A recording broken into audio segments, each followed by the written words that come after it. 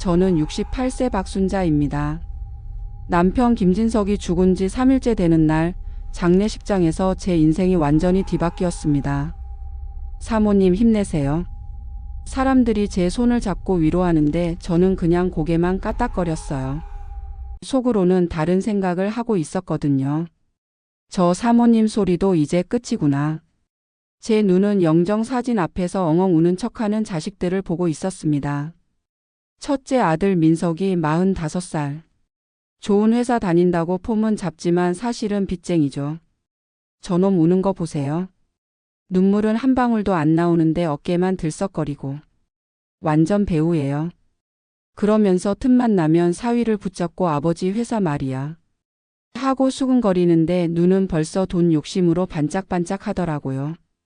딸 민서 42살. 쟤는 또 얼마나 얄미운지. 엄마 힘드시죠? 하면서 제 팔짱을 끼고 있는데 눈동자는 제 손목 시계랑 목걸이를 후려보고 있었어요. 저거 다 팔면 얼마일까? 딱 그 표정이었죠. 하지만 진짜 대단한 사람은 따로 있었습니다. 막내 아들 민준의 마누라 며느리 채유라. 저게 보통 내기가 아니에요. 장례식 내내 제 옆에 붙어서 어머니 죽이라도 좀 드세요. 잠시 눈이라도 붙이세요 하면서 착한 며느리인 척. 모르는 사람이 보면 효부상 받을 며느리인 줄 알겠더라고요. 하지만 저는 알아요.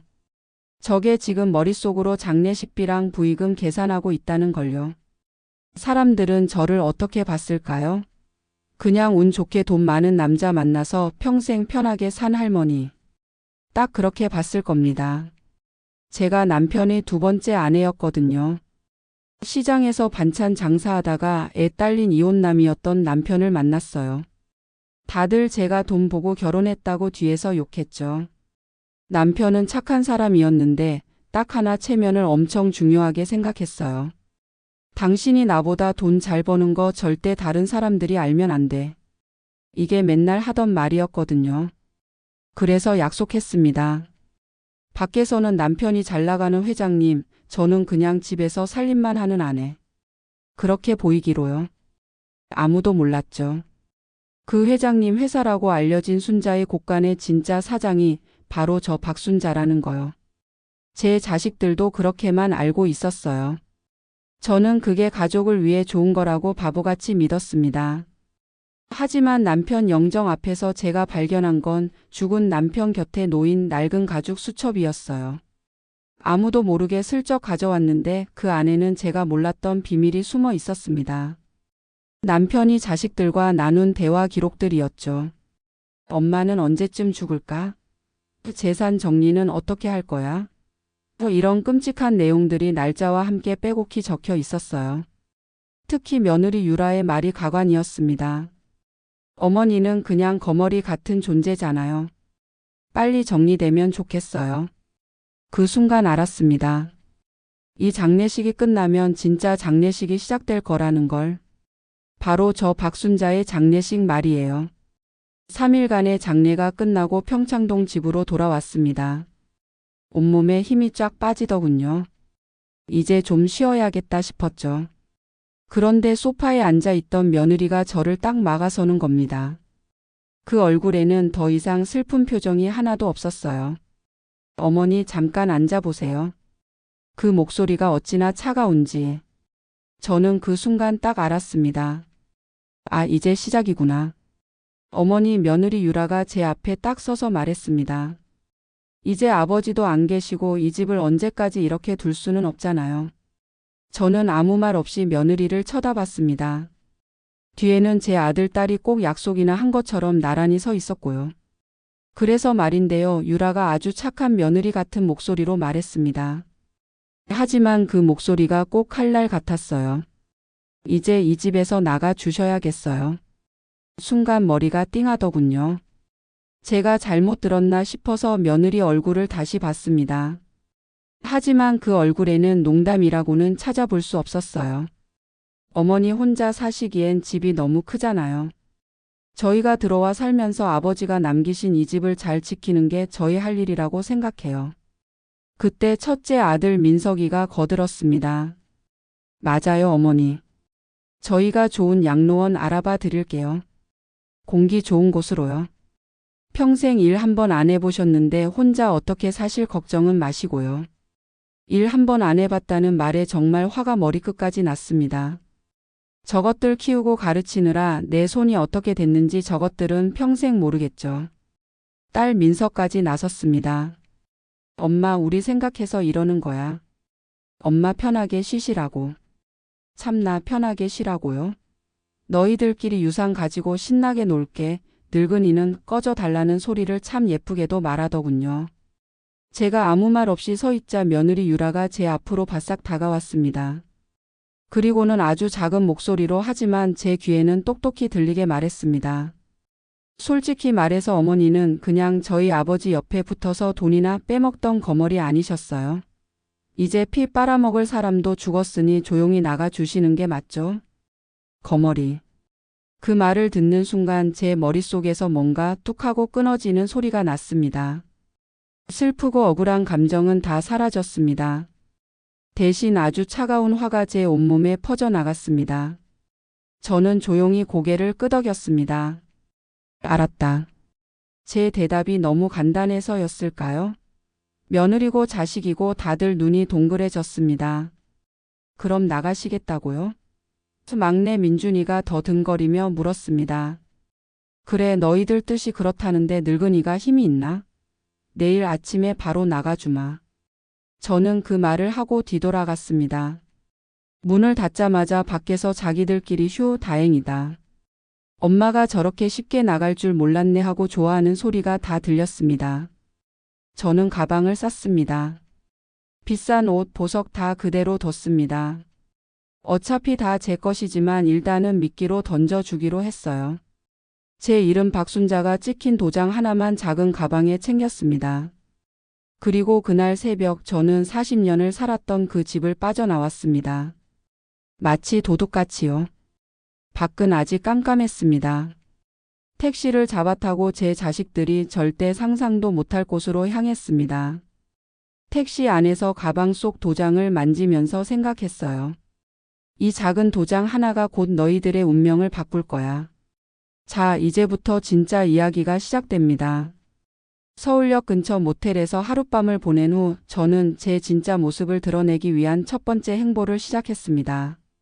새벽 6시 경기도 파주에 있는 순자의 곳간 본사로 향했어요. 40년 전 시장에서 반찬 장사를 하던 제가 작은 밑반찬 가게로 시작한 이 회사는 이제 전국 300개 매장을 가진 대기업이 됐습니다. 하지만 아무도 몰랐죠. 회장님으로 알려진 남편은 그냥 이름만 빌려준 거였고 진짜 사장은 저였다는 걸요. 사장님 오셨습니까? 이른 시간인데도 경비 아저씨가 저를 알아보고 인사했습니다. 당연하죠. 주 3회씩 나와서 회사 일을 챙겼으니까요. 단지 자식들이 모르게 몰래 했을 뿐이에요. 김 과장님 나와 계세요? 네, 벌써 출근하셔서 사무실에 계십니다. 김정민 과장. 제가 20년 전부터 신뢰해온 경영지원팀장이에요. 남편이 돌아가신 후 제일 먼저 연락드린 분이기도 하고요. 사무실 문을 열자 김 과장이 커피를 들고 기다리고 있었습니다. 사장님 정말 힘드셨을 텐데. 조의를 표합니다. 고마워요. 그런데 예상대로 됐어요. 네? 자식들이 저를 집에서 내쫓았어요. 김 과장의 얼굴이 굳어졌습니다. 그런 일이. 어떻게 그럴 수가. 괜찮아요. 오히려 잘 됐죠. 이제 숨길 필요가 없으니까. 저는 김 과장에게 앞으로의 계획을 설명했습니다. 우선 회사 운영권을 완전히 제가 가져오는 것, 그리고 자식들이 회사에 대해 갖고 있는 모든 착각을 바로잡는 것. 사장님, 그런데 따님들이 알게 되면 반발이 심할 텐데요. 반발? 하하, 반발 정도로 끝날까요? 저는 그날 오후 변호사 사무소를 찾았습니다. 최 변호사는 20년 넘게 저희 회사 법무를 담당해온 분이에요. 박 사장님, 정말 그렇게 하시겠어요? 한번 터지면 돌이킬 수 없을 텐데요. 최 변호사님, 저를 거머리라고 부른 며느리한테 제가 뭘 돌이켜줄 이유가 있나요? 제가 며느리한테 들은 말을 그대로 전하자 최 변호사의 표정이 일그러졌습니다. 그런 말을. 어떻게 그런 말을 할 수 있죠? 그러니까요. 40년 동안 숨기고 살았던 제가 바보였어요. 좋습니다. 유언장 공개하는 날짜를 잡겠습니다. 그리고 모든 서류 정리해 두겠어요. 변호사 사무소를 나온 후 저는 명동에 있는 제 빌딩을 찾았습니다. 순자 빌딩이라는 간판이 붙은 20층짜리 건물. 1999년에 제가 번 돈으로 산 것이죠. 건물 관리소장이 저를 보고 깜짝 놀랐습니다. 사장님, 갑자기 어떻게? 임대료 미납 세입자들 명단 좀 주세요. 네? 네. 명단을 받아보니 3개 업체가 6개월째 임대료를 못 내고 있었어요. 평소 같으면 사정을 봐줬을 텐데 이제는 아니었습니다. 모두 계약 해지 통보 내세요. 그리고 새 세입자 구하고요. 하지만 사장님, 요즘 장사가 어려워서. 제가 자선 사업하는 줄 아세요? 계약대로 하면 됩니다. 돌아가는 길에 핸드폰이 울렸습니다. 딸 민서였어요. 엄마 어디야? 왜 전화를 안 받아? 왜? 아니, 아빠 앞으로 온 편지를 보는데 무슨 세금 고지서가 이렇게 많아? 명동에 있는 빌딩 세금. 이게 다 뭐야? 아빠가 이런 것도 있었어? 나한테 왜 묻니? 내 아빠 재산이라며? 너희들끼리 알아서 해야지. 아니, 그래도 엄마가 같이 살았으니까 알 거 아니야? 이거 세금 안 내면 어떻게 되는 거야? 나라에서 뺏어 가겠지. 저는 그렇게만 말하고 전화를 뚝 끊어버렸습니다. 곧바로 첫째 민석이한테서 전화가 왔습니다. 어머니 지금 장난하세요? 공장에 갔더니 사장님이 어머니라면서요. 이게 어떻게 된 일이에요? 내가 본 그대로다. 아니, 그럼 아버지 회사가 아니었어요? 그럼 저희는 이제 어떻게 되는 건데요? 글쎄다. 그건 나도 모르겠구나. 저는 전화기 너머로 거의 울기 직전인 녀석의 목소리를 들으며 속으로 아이고 꿀맛이다 했습니다. 이제야 슬슬 겁이 나기 시작한 모양이었어요. 제일 웃겼던 건 며느리 유라였습니다. 그녀는 문자를 보냈어요. 어머님 어디 계신지 연락 좀 주세요. 이야기 좀 나눠요. 이야기라니. 저를 거머리라 부르며 내쫓을 땐 언제고 이제 와서 무슨 할 이야기가 있을까요? 저는 답장하지 않았습니다. 그러자 몇 시간 뒤 더 긴 문자가 왔습니다. 어머님, 저희가 잘못했어요. 잠시 정신이 나갔었나 봐요. 다시 집으로 돌아오세요. 저희가 잘 모실게요. 잘 모실게요라는 문자를 보는데 웃음이 빵 터졌습니다. 저 말은 어머님 이름으로 된 재산이 얼마나 있는지 알아야겠으니 제발 돌아와서 설명 좀 해주세요라는 뜻과 똑같았거든요. 저는 그 문자도 그냥 씹었습니다. 며칠을 더 놔두자 놈들은 결국 마지막 방법을 썼습니다. 최 변호사에게 연락이 왔어요. 박 사장님, 김민석 씨 쪽 변호사한테서 연락이 왔습니다. 돌아가신 김진석 사장님의 유언장을 정식으로 열어보자고 합니다. 그래, 드디어 변호사까지 샀단 말이지. 네. 아무래도 자기들끼리는 해결이 안 된다고 생각한 모양입니다. 잘 됐네. 나도 그게 깔끔하고 좋아. 그날 밤 모텔 침대에 누워 생각했습니다. 40년 동안 착한 아내, 착한 어머니로 살아왔는데 돌아온 건 거머리라는 말 한마디였어요.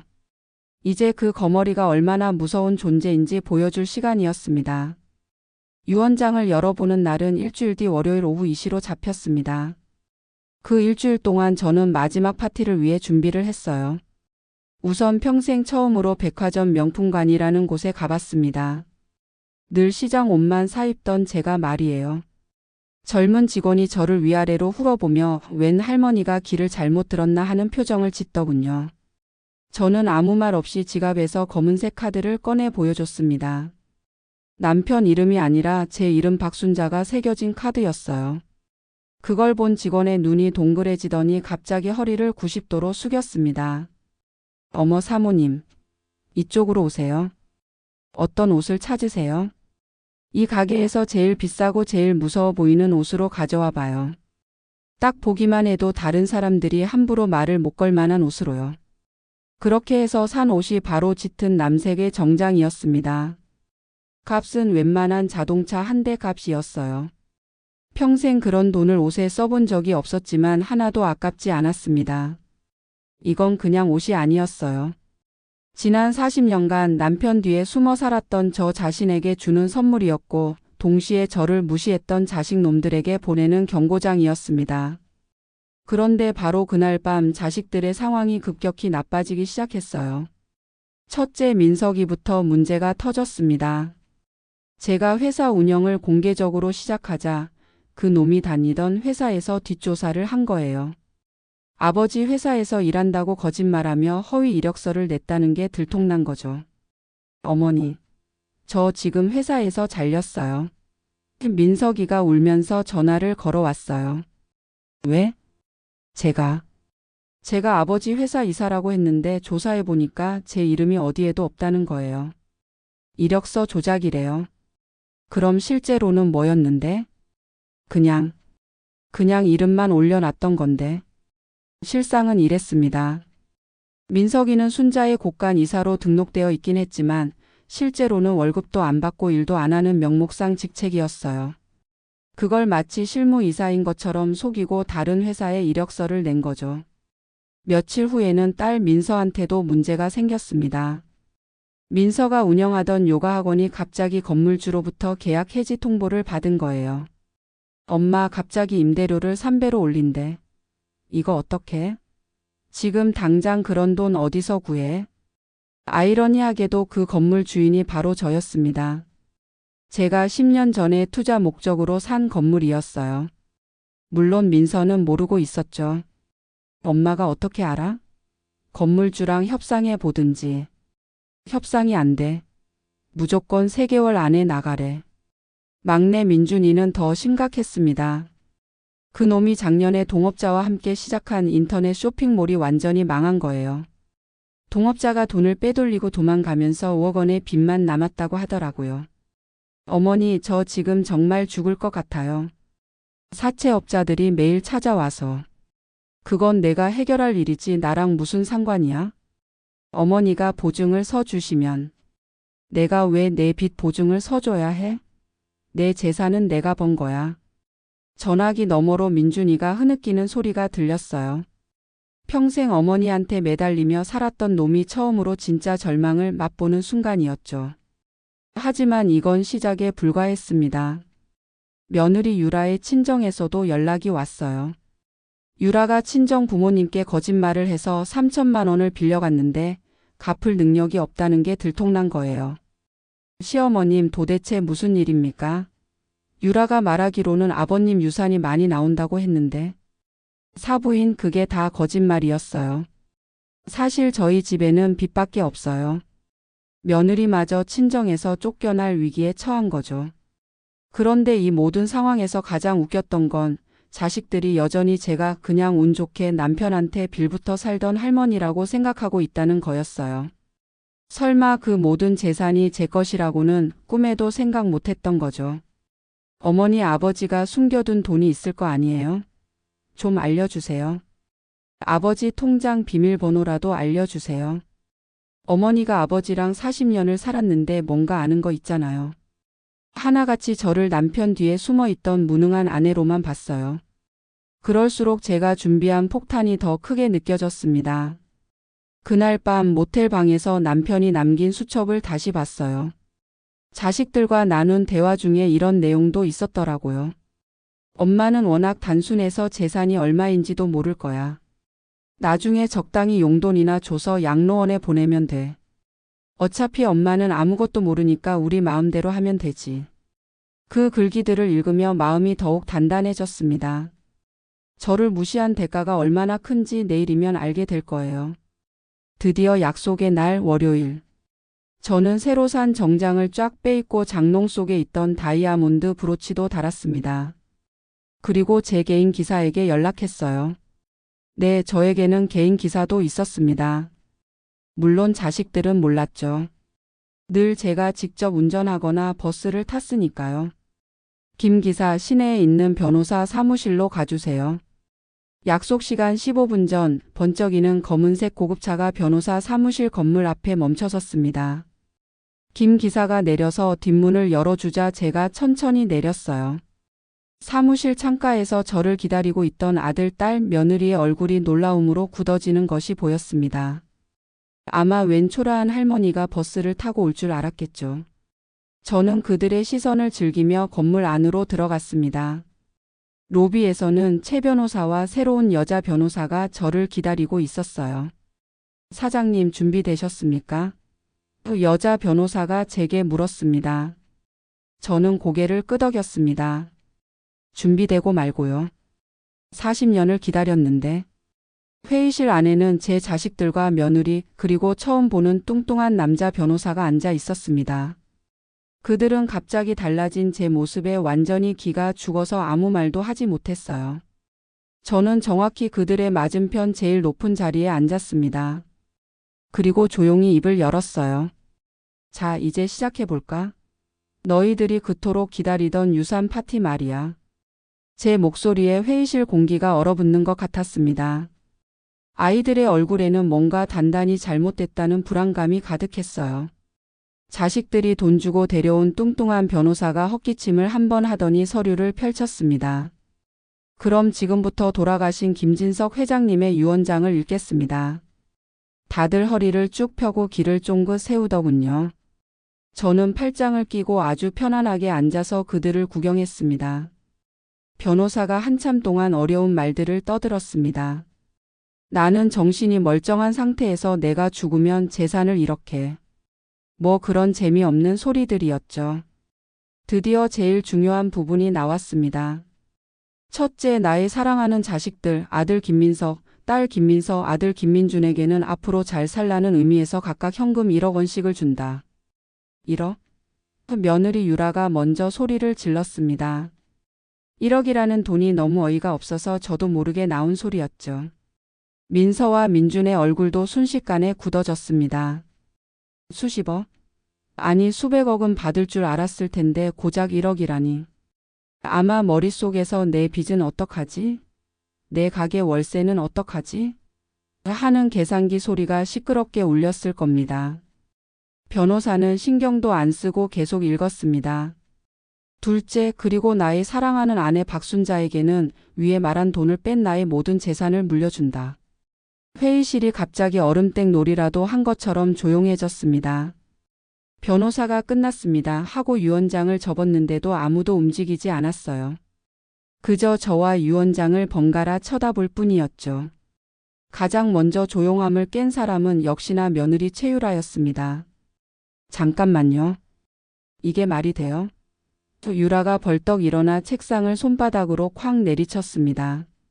아버님 전 재산이 얼만데? 그걸 저 할머니한테 다 준다고요? 자식들한테는 쥐꼬리만 한 1억씩 주고? 이건 가짜예요. 가짜. 저는 가만히 앉아서 유라가 얼마나 더 바보 같은 소리를 하는지 구경했습니다. 저 할머니가 아버님 옆에서 무슨 짓을 했는지 몰라요. 분명히 아버님을 꼬드겨서 유언장을 저렇게 쓰게 만들었을 거예요. 평생 돈 한 푼 안 벌고 아버님 옆에 붙어서 돈이나 뜯어먹던 주제에 양심도 없이. 그때였습니다. 제 옆에 조용히 앉아있던 여자 변호사가 입을 열었어요. 최유라 씨. 지금 하시는 말은 돌아가신 분과 여기 계신 박순자 사장님을 모독하는 겁니다. 증거도 없이 그런 말을 막 하시면 나중에 경찰서에서 연락 갈 수도 있다는 거 알고 계세요? 여자 변호사의 차갑고 똑 부러지는 말투에 유라의 기세가 살짝 꺾였습니다. 하지만 그걸로 포기할 애가 아니었죠. 증거요? 증거가 왜 없어요? 저 할머니가 우리 아버님 성공에 숟가락만 얹었다는 게 바로 증거예요. 유라가 손가락으로 저를 가리키며 소리쳤습니다. 그 순간 저는 이제 쇼를 시작할 시간이라는 걸 알았습니다. 조용히 여자 변호사를 향해 고개를 한번 끄덕였어요. 여자 변호사는 제 신호를 받자마자 들고 온 두툼한 서류 가방을 열었습니다. 그 모습이 꼭 의사가 수술칼을 꺼내는 것처럼 침착하고 무서웠어요. 그렇다면 여러분이 말하는 아버님의 재산이 정확히 무엇인지 진짜 주인이 누군지부터 확실하게 알아봅시다. 여자 변호사는 첫 번째 서류를 꺼내 테이블 위로 쓱 밀었습니다. 상대편 뚱뚱한 변호사가 그걸 집어들고는 눈이 튀어나올 뻔했어요. 이건 평창동 집 문서인데요. 네, 맞습니다. 여러분이 지난 열흘 동안 주인 없는 집처럼 차지하고 계셨던 바로 그 집입니다. 주인 이름이 어떻게 쓰여 있는지 큰 소리로 한번 읽어주시겠어요? 변호사는 떨리는 목소리로 읽었습니다. 주인. 박순자. 뭐라고요? 민서와 민준, 유라가 동시에 소리치며 서류를 낚아챘습니다. 그들의 얼굴이 하얀색 페인트를 칠한 것처럼 변하는 걸 보니 정말이지 꿀맛이었어요. 말도 안 돼. 그 집은 아빠가 엄마 만나기 전부터 가지고 있었던 집인데. 딸 민서가 거의 비명을 질렀습니다. 그때 제 옆에 있던 최 변호사가 조용히 설명해 줬어요. 따님 말이 맞습니다. 김진석 사장님 집이었죠. 15년 전까지는요. 그런데 그때 김 사장님 사업이 망할 뻔해서 집이 은행에 넘어갈 뻔했습니다. 그때 박순자 사장님께서 본인 개인 돈으로 그 집 빚을 다 갚아주시고 집주인을 박순자 사장님 이름으로 바꾸셨습니다. 법적으로 15년 전부터 박 사장님 혼자 주인이었던 집입니다. 개인 돈이요? 저 할머니한테 개인 돈이 어디 있어요? 유라가 믿을 수 없다는 듯 소리쳤습니다. 바로 이 돈입니다. 여자 변호사는 두 번째, 세 번째 서류를 연달아 테이블 위로 던졌습니다. 이건 식품회사 순자의 곳간의 회사 서류입니다. 만든 날짜는 1996년. 사장 이름은 박순자. 회사 지분을 보세요. 박순자 100%. 김진석 사장님은 그냥 이름만 올려놓은 고문이셨네요. 월급도 안 받는. 그리고 이건 여러분이 아까 세금 내라고 날아온 종이를 보고 놀랐던 명동 순자 빌딩의 소유권 서류입니다. 1999년 박 사장님께서 순자의 곳간에서 번 돈으로 사신 건물입니다. 지금 팔면 대략 500억 원 정도 됩니다. 500억? 첫째 아들 민석의 입에서 바람 빠지는 소리가 났습니다. 여자 변호사는 마지막으로 확인 도장을 찍듯이 서류 뭉치를 펼쳤어요. 그래서 저희가 계산해본 박순자 사장님의 총 재산을 말씀드리겠습니다. 여기에는 서울 강남과 제주도에 있는 땅과 건물, 주식 그리고 은행에 있는 돈이 포함됩니다. 남편 김진석 사장님께 받은 약 3억 원을 빼고 박 사장님 혼자 가지고 계신 재산은. 다들 꿀꺽 침 삼키는 소리가 들렸습니다. 여자 변호사는 아주 천천히 똑똑히 말했습니다. 680억 원입니다. 680억? 며느리 유라는 그 자리에 주저앉을 뻔했습니다. 다른 자식들도 귀신이라도 본 것처럼 넋이 나간 표정으로 저를 쳐다봤어요. 저는 그제야 자리에서 천천히 일어났습니다. 그리고 제 인생에서 가장 차가운 목소리로 말했어요. 그래. 평생 돈 한 푼 안 벌고 너희 아빠 옆에 붙어 살던 거머리 늙은 할머니의 재산이 그 정도 된단다. 이제 너희들이 아빠 성공에 숟가락만 얹었다고 비난했던 그 숟가락이 사실은 금으로 만든 포크레인이었다는 걸 좀 알겠니? 제 말이 끝나자 회의실은 그야말로 난장판이 되었습니다. 어머니 이게 다 진짜예요? 엄마 그럼 우리가 살던 집도 아빠 회사도 다 엄마 거였어? 민서와 민준이 거의 울면서 제게 매달렸습니다. 하지만 저는 쳐다보지도 않았어요. 저놈들이 지금 사과하는 이유는 미안해서가 아니라 저 어마어마한 돈에서 조금이라도 얻어낼 수 있을까 하는 기대 때문이라는 걸 잘 알고 있었으니까요. 제일 볼만했던 건 며느리 유라였습니다. 얼굴이 새하얗게 질려서는 갑자기 무릎이라도 꿇을 것처럼 제게 다가왔어요. 어머님, 저희가 정말 죽을 죄를 지었어요. 아버님 돌아가시고 저희가 다들 정신이 아니어서. 어머님 용서해 주세요. 저는 그런 유라를 싸늘하게 쳐다보며 말했습니다. 용서? 내가 왜? 너는 나를 거머리라고 불렀고 내 남편 장례식이 끝나기도 전에 나를 내 집에서 내쫓았다. 그런데 이제 와서 용서를 빈다고? 내가 지금 비는 대상은 내가 아니라 저기 저 680억이라는 숫자 아니더냐? 제 말에 유라의 얼굴이 파랗게 변했습니다. 저는 더 이상 그 보기 싫은 얼굴들을 보고 싶지 않았어요. 최 변호사 갑시다. 이제 볼일 다 끝났으니. 제가 돌아서려 하자 다급해진 민석이가 제 팔을 붙잡았습니다. 어머니 제발 이러지 마세요. 저희 이제 어떻게 살라고요? 저는 그 손을 매정하게 뿌리쳤습니다. 어떻게 살긴 너희들 앞으로 남겨진 1억씩 가지고 알아서들 살아야지. 아, 그리고 한 가지 알려줄 게 있다. 저는 회의실에 남은 모두를 둘러보며 말했습니다. 지금부터 딱 48시간을 주겠다. 내 집 평창동 집에서 너희들 짐 전부 빼서 나가거라. 48시간 뒤에도 집안에 남아있는 물건은 모두 쓰레기라고 생각하고 버릴 것이고 만약 사람이 남아있다면 경찰에 신고해서 도둑으로 잡아넣겠다. 내 말 알아들었지? 그 말을 끝으로 저는 뒤도 안 돌아보고 회의실을 나왔습니다. 뒤에서 저를 부르는 절규 소리들이 들렸지만 하나도 신경 쓰지 않았어요. 밖으로 나와서 김 기사가 기다리고 있는 차에 올랐습니다. 사장님 어떻게 되셨습니까? 김 기사 이제 진짜 시작이에요. 집으로 가죠. 그날 오후 저는 명동 순자 빌딩 최고층에 있는 제 개인 사무실로 갔습니다. 40년 동안 숨겨뒀던 진짜 제 자리였죠. 사무실 창가에서 서울 시내를 내려다보며 생각했어요. 40년 동안 착한 어머니, 착한 아내 노릇하느라 고생 많았다. 이제 진짜 박순자로 살아보자. 저녁이 되자 김정민 과장이 보고서를 가지고 왔습니다. 사장님, 오늘 일이 벌써 언론에 나기 시작했습니다. 벌써요? 네, 순자의 곡간 진짜 사장이 68세 할머니라는 소식이 경제 뉴스에 나왔어요. 그리고 주식시장에서도 반응이 뜨겁습니다. 신문을 펼쳐보니 정말 기사가 나와 있었어요. 숨은 여성 CEO 40년간 남편 뒤에 숨어 680억 제국 일과 같은 제목들이었죠.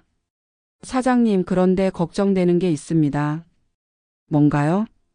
따님들이 유산 소송을 걸 가능성이 높습니다. 변호사까지 준비한 걸 보면. 저는 피식 웃었습니다. 소송? 좋아요. 해보라고 하세요. 40년간 제가 회사 운영한 증거가 얼마나 많은데요. 그날 밤 늦게까지 사무실에서 일하고 있는데 민석이한테서 전화가 왔어요. 어머니. 정말 다 어머니 것이었어요? 그래. 그럼 저희는 너희들이 선택한 거야. 거머리라고 부르면서 내쫓은 건 너희들이잖아. 어머니 제발 한 번만 기회를 주세요. 저는 전화를 끊어버렸습니다. 그리고 휴대폰을 꺼뒀어요. 다음 날 아침 김 기사와 함께 평창동 집으로 갔습니다. 48시간 시한이 지났으니 확인하러 간 거였죠. 그런데 집 앞에 뭔가 웅성거리는 소리가 들렸어요. 가보니 이사 짐차 대신 유라의 친정 부모님 차가 와 있었습니다. 사부인, 이게 대체 무슨 일입니까? 또 유라 아버지가 저를 보자마자 소리쳤어요. 아무리 그래도 자식들을 길바닥에 내쫓는 법이 어디 있습니까? 유라가 친정 부모님한테 뭐라고 거짓말을 해놨는지 뻔했습니다. 저는 싸우지 않았어요. 대신 아주 정중하게 인사했습니다. 사돈 어른 오셨어요? 귀한 따님이 제 집에서 저를 내쫓을 때는 안 오시더니 이제야 오셨네요. 네? 유라가 사부인을요? 네. 제 남편 장례식 날 밤에요. 늙은 할머니는 이 집에 있을 자격이 없다면서요. 저는 그래서 조용히 나가줬습니다. 그런데 제 자식들과 따님께서 제 집에서 살더니 이제는 아예 자기들 집이라고 우기니까요. 그래서 법대로 하는 겁니다. 저는 가방에서 평창동 집 문서 복사본을 꺼내 보여줬습니다. 제 이름 박순자 세 글자가 선명하게 찍힌 서류를 본 유라 부모님의 얼굴이 점점 굳어졌어요. 유라야, 이게 다 진짜니? 유라 엄마가 딸을 다그쳤습니다. 유라는 아무 말도 못하고 입술만 깨물었어요. 저는 마지막으로 한마디를 덧붙였습니다. 사돈 어른은 귀한 따님 교육을 어떻게 시키셨기에 남의 재산을 탐내고 시어머니를 길바닥으로 내쫓는 나쁜 아이로 키우셨습니까? 저는 제 자식들 잘못 키운 죄로 오늘 이런 꼴을 보지만 사돈도 할 말은 없는 것 같습니다. 그 말을 들은 유라 아버지의 얼굴이 새빨개졌습니다. 그는 유라의 팔을 거칠게 잡았어요. 이 왼수 같은 년. 당장 집에 가. 남의 집 앞에서 이게 무슨 창피야? 그렇게 며느리 유라는 친정 부모 손에 질질 끌려 동네 사람들이 다 보는 앞에서 망신을 당하며 사라졌습니다. 제 자식들도 이미 짐을 다 뺀 상태였어요. 텅 빈 집 안으로 들어서자 40년 묵은 먼지가 앉은 기분이었습니다. 저는 거실 한가운데 서서 최 변호사에게 전화를 걸었어요. 최 변호사 끝났네요. 전화를 끊고 저는 40년 만에 처음으로 제 집에서 저 혼자만의 조용함을 즐겼습니다. 파티는 끝났습니다. 이제 새로운 삶을 시작할 시간이었어요. 그렇게 제 인생 2막을 신나게 살고 있을 때 자식놈들은 각자 자기들이 저지른 짓의 대가를 받고 있었습니다. 최 변호사를 통해 가끔 들려오는 소식은 참 시원하다 싶으면서도 한편으로는 씁쓸했어요. 첫째 아들 민석이는 그 1억 원을 받자마자 또 주식에 돈을 꼬아박았다고 합니다. 이번에는 대박이라며 아파트까지 팔아서 덤비다가 아주 혼쭐이 나서 다 날려먹고 빚더미에 올라앉았답니다. 마누라는 이런 등신하면서 이혼 서류 던지고 친정으로 가버렸고 민석이는 빚쟁이들을 피해 찜질방에서 숨어 지낸다는 소문이 들렸습니다. 딸 민서는 그나마 좀 나았지만 거기도 편하지는 않았어요. 남편인 서서방이 자기 장모 그러니까 저한테 680억이나 있다는 걸 알고는 눈이 뒤집혀서 아내를 다그치기 시작했답니다. 당신 엄마한테 가서 싹싹 빌어서라도 가게 차릴 돈 좀 받아와. 장모님이 그 정도도 못 해주나? 하고 매일같이 싸움을 걸었다고 해요. 김민서는 자존심 때문에 참다 못해 저한테 연락도 못하고 남편한테 시달리다 결국 병이 나서 하던 요가 학원도 문을 닫았다고 합니다. 제일 비참해진 건 막내 아들과 며느리였습니다. 며느리 유라는 저한테 망신을 당하고 친정으로 쫓겨난 뒤에도 정신을 못 차렸어요. 남편 민준이에게 내 엄마 재산이 얼만데 이대로 포기할 수 없어. 변호사 사서 소송 걸어서라도 뜯어내야 해. 하고 계속 꼬드겼다고 합니다. 하지만 아무것도 모르는 민준이가 뭘 할 수 있었겠어요? 게다가 제가 가진 돈은 남편한테 받은 유산이 아니라 원래 제 돈이었으니 법으로도 뺏어갈 방법이 없었죠. 결국 통장에 있던 1억 원마저 유라가 비싼 가방 사는데 다 써버리자 그 똑똑한 며느님은 너는 이제 돈도 없고 쓸모가 없어라는 말을 남기고 짐 싸서 떠나버렸다고 합니다. 제 막내 아들은 하루아침에 돈도 마누라도 다 잃고 길거리에 나앉게 된 거예요. 그 소식들을 들으면서 저는 복수했다는 시원함보다는 허탈한 마음이 더 컸습니다. 저는 그냥 제 것을 되찾았을 뿐인데 놈들은 알아서 무너져 내렸어요. 돈이 있을 때는 안 보이던 그들의 바보 같고 약한 모습이 돈이 사라지자 그대로 드러난 것뿐이었죠. 저는 더 이상 그들의 인생에 끼어들지 않기로 했습니다. 그게 제가 그들에게 주는 마지막 벌이었어요. 그러던 어느 가을날 저녁이었습니다. 저는 새로 꾸민 집 정원에서 꽃에 물을 주고 있었는데 모르는 번호로 전화가 한 통 걸려왔어요. 박순자 할머니 되시죠? 네, 그런데요. 여기는 서울중앙병원 응급실입니다. 김민준 환자 보호자로 연락드렸습니다. 민준이. 제 막내 아들이었습니다. 심장이 쿵하고 내려앉았어요. 애가 왜요? 무슨 일인데요? 술 마시고 운전하다가 길 옆 가드레일을 들이받았습니다. 다행히 죽지는 않았지만 다리가 부러져서 수술해야 합니다. 저는 한숨을 푹 내쉬었습니다. 결국 이놈이 이럴 줄 알았어요. 그런데 왜 저한테 연락하셨어요? 다른 가족들은요? 환자분이 비상연락처에 어머님 번호만 남겨두셨습니다. 다른 가족 번호는 모른다고 해서요. 그 말을 듣는데 가슴 한쪽이 콕콕 쑤셨습니다. 저를 내쫓는데 찬성했던 놈이지만 가장 힘들고 위급한 순간에 생각난 사람은 결국 이 엄마뿐이었던 거예요. 저는 개인 기사를 불러 곧장 병원으로 갔습니다. 응급실 침대에 누워있는 민준이의 모습은 정말 한심했어요. 옷은 더럽고 얼굴은 며칠 굶은 사람처럼 헬쑥했습니다. 저를 보더니 녀석은 고개를 푹 숙였어요. 수술은 잘 끝났습니다. 저는 민준이를 좋은 1인실 병실로 옮겨주고 돌봐줄 사람도 붙여줬어요. 며칠 뒤 정신을 좀 차린 민준이가 저를 보고 입을 열었습니다. 어머니, 죄송해요. 제가 정말 나쁜 놈이에요. 그때 어머니한테 그러면 안 되는 거였는데.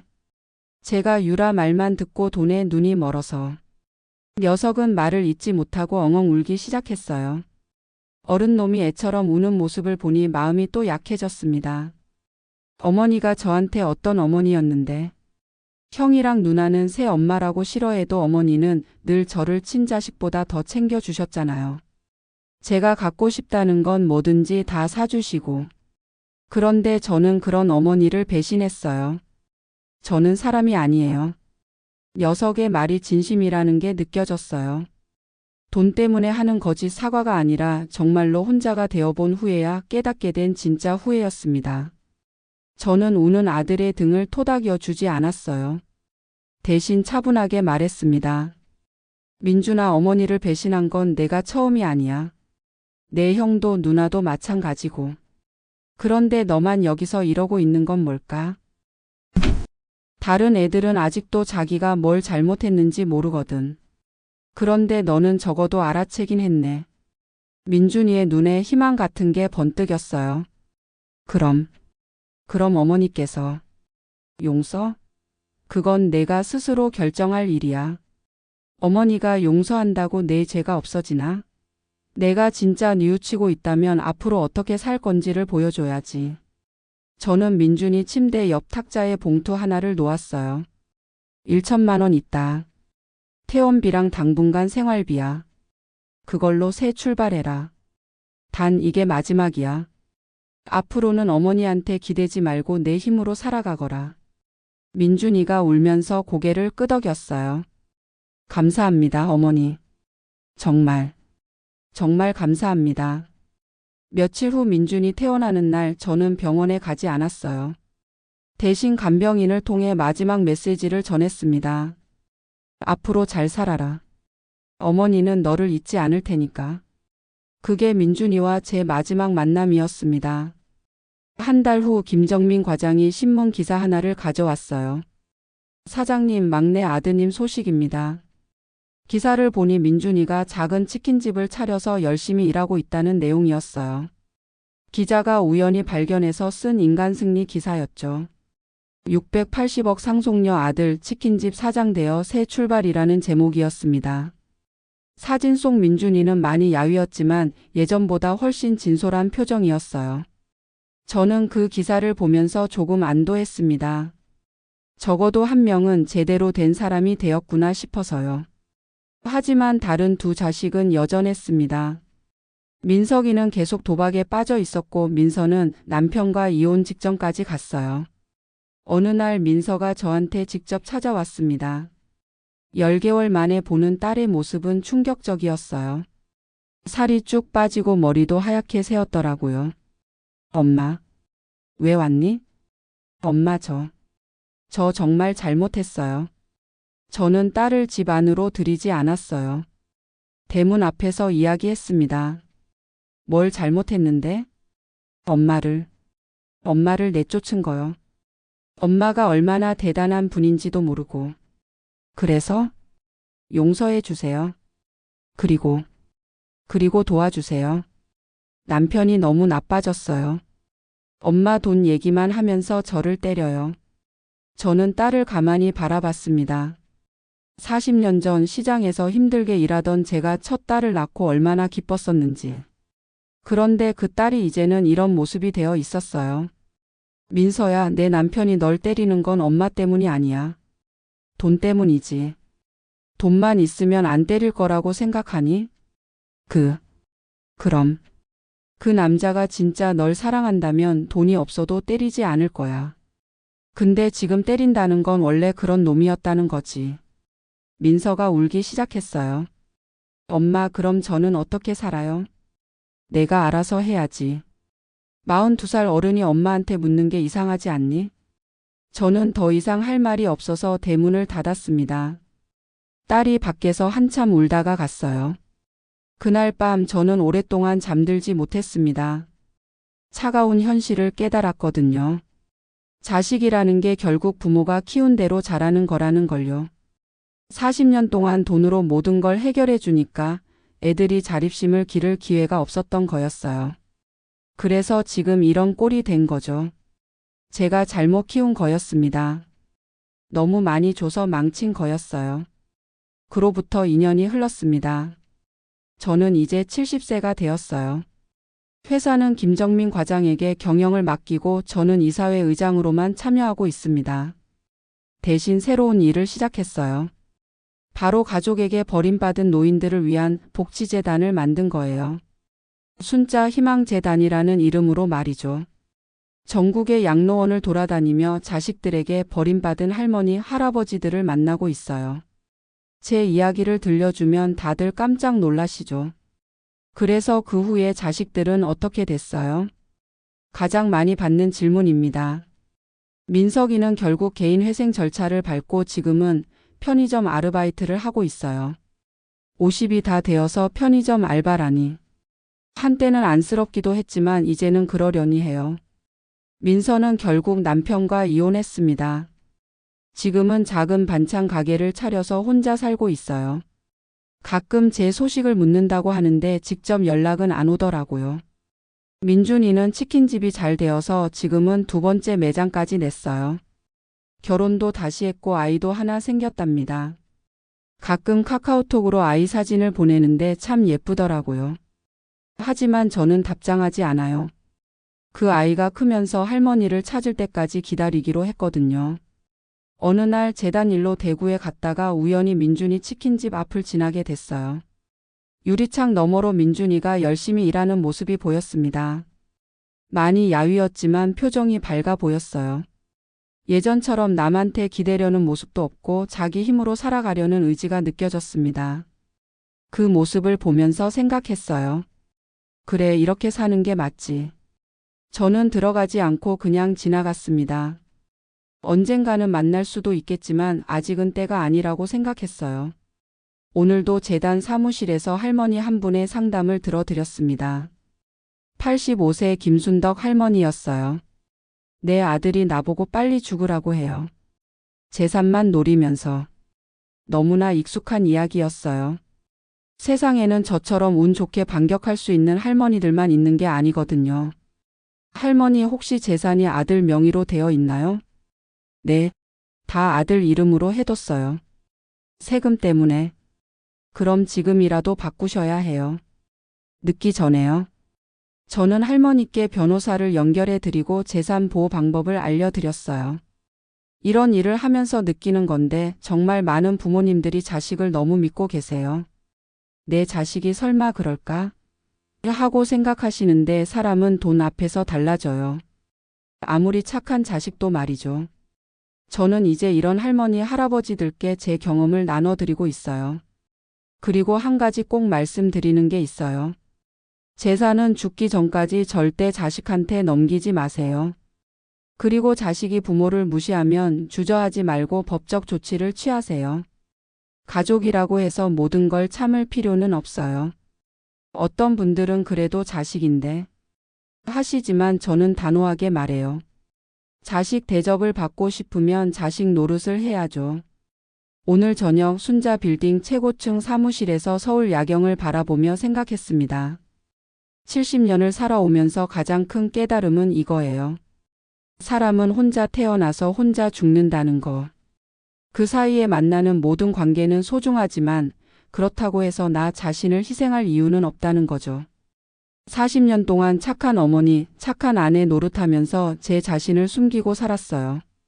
그런데 그 결과가 뭐였나요? 거머리라는 말 한마디였죠. 이제는 다릅니다. 박순자로 당당하게 살고 있어요. 제가 번 돈으로 하고 싶은 일을 하고 도움이 필요한 분들을 돕고 있습니다. 물론 가끔 외로울 때도 있어요. 특히 명절 같은 날에는 더욱 그렇죠. 하지만 후회하지는 않아요. 외로운 것과 무시당하는 건 다르니까요. 며칠 전에는 이런 일도 있었어요. 백화점에서 쇼핑을 하는데 어떤 중년 여성이 저를 알아보더라고요.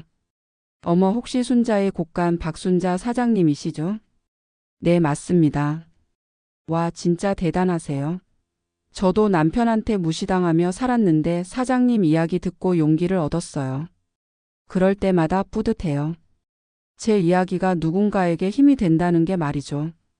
오늘도 재단으로 상담 전화가 여러 통 왔어요. 선생님, 우리 아들이 저를 양로원에 보내려고 해요. 선생님, 며느리가 저를 무시해요. 선생님, 재산을 어떻게 지켜야 하나요? 이런 전화들을 받으면서 느끼는 건데 세상에는 정말 많은 분들이 비슷한 고통을 겪고 계시더라고요. 그래서 저는 이제 제 사명이 무엇인지 알겠어요. 바로 이런 분들에게 희망을 드리는 것, 그리고 당당하게 살아가는 방법을 알려드리는 거죠. 거머리라고 불렸던 할머니가 이제는 전국의 어르신들에게 희망을 주는 사람이 되었어요. 참 아이러니하죠?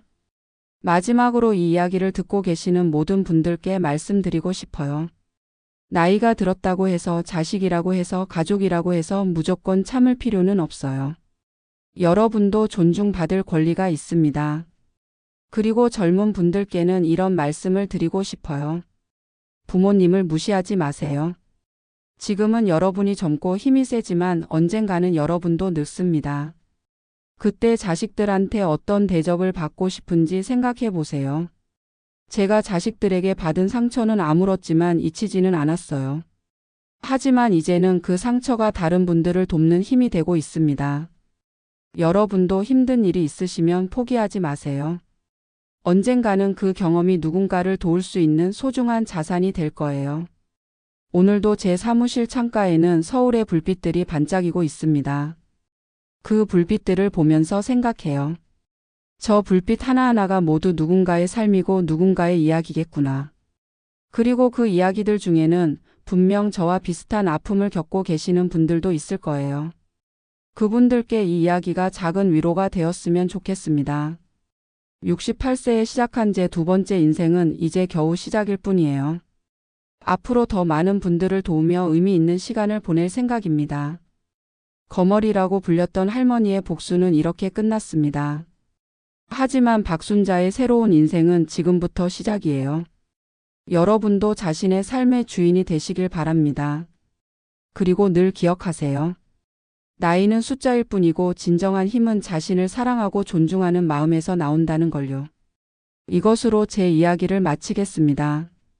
들어주셔서 감사합니다. 5년 후 순자 희망재단은 이제 전국 20개 지부를 운영하는 큰 단체가 되었습니다. 박순자 이사장은 75세가 되었지만 여전히 정정하게 전국을 다니며 어르신들을 돕고 있어요. 그리고 얼마 전 특별한 손님이 재단을 찾아왔습니다. 할머니. 문을 열고 들어온 건 7살짜리 여자아이였어요. 민준이의 딸이었습니다. 아빠가 할머니 보고 싶다고 하는데 할머니도 저희 보고 싶어요? 박순자는 오랫동안 그 아이를 바라봤습니다. 그리고 천천히 미소를 지었어요. 그래, 보고 싶었단다. 때로는 용서보다 더 큰 힘이 있습니다. 바로 새로운 시작을 위한 용기 말이죠. 구독과 좋아요, 댓글은 큰 힘이 됩니다. 여러분의 이야기도 언제든 들려주세요.